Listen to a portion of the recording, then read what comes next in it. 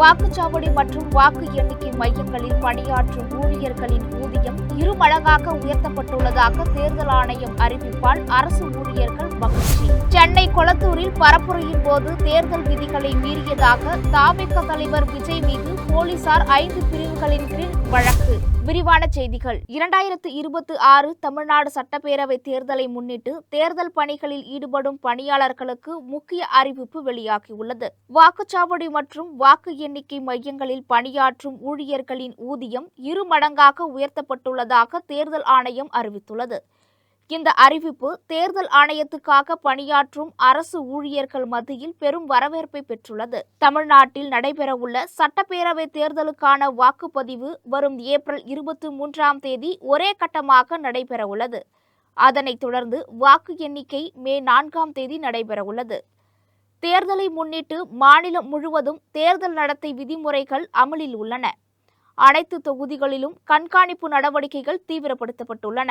வாக்கு எண்ணும் மேற்பார்வையாளர் ஊதியம் ரூபாய் 850 இருந்து ரூபாய் 1500ஆகவும், வாக்கு எண்ணும் உதவியாளர் ஊதியம் ரூபாய் 650 இருந்து ரூபாய் 1400ஆகவும் உயர்த்தப்பட்டுள்ளது. இதேபோல் நுண்பார்வையாளர் ஊதியம் ரூபாய் 1000 இருந்து ரூபாய் 2000ஆக உயர்த்தப்பட்டுள்ளது.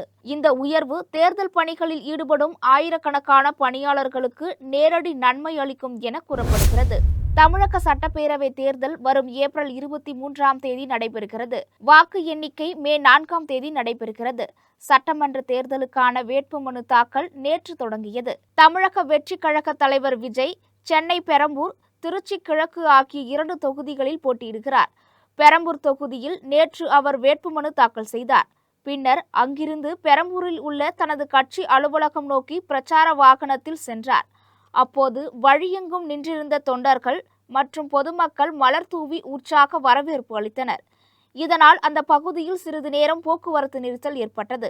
அதனைத் தொடர்ந்து பெரம்பூர், கொளத்தூரில் விஜய் பிரச்சாரம் செய்தார். விஜயை பார்ப்பதற்கும் அவரது பேச்சை கேட்கவும் ஆண்களும் பெண்களும் என பெருங்கூட்டம் நின்றது. சிலர் சாலை தடுப்புகளை தாண்டி குதித்ததால் பரபரப்பு ஏற்பட்டது. இதைத் தொடர்ந்து விஜய் பிரச்சார வாகனம் மக்கள் கூட்டத்தில் இருந்து 500 கிலோமீட்டர் தள்ளி நிறுத்தப்பட்டது. இளைஞர்களின் எழுச்சிக்கு மத்தியில் விஜய் தனது முதல் பிரச்சாரத்தை தொடங்கினார். இந்த நிலையில் சென்னை கொளத்தூரில் பரப்புரையின் போது தேர்தல் விதிகளை மீறியதாக தவிக தலைவர் விஜய் மீது பெரம்பலூர் போலீசார் வழக்கு பதிவு செய்துள்ளனர். 5 ஒலிபெருக்கிகளை பயன்படுத்த அனுமதி வழங்கப்பட்ட நிலையில் தேர்தல் அதிகாரிகளிடம் அளித்த உறுதிமொழியை மீறி 30 ஒலிபெருக்கிகளை பயன்படுத்தி மக்களுக்கு இடையூறு ஏற்படுத்தியதாக தேர்தல் அதிகாரி அளித்த புகாரில் இந்த நடவடிக்கை எடுக்கப்பட்டுள்ளதாக கூறப்படுகிறது.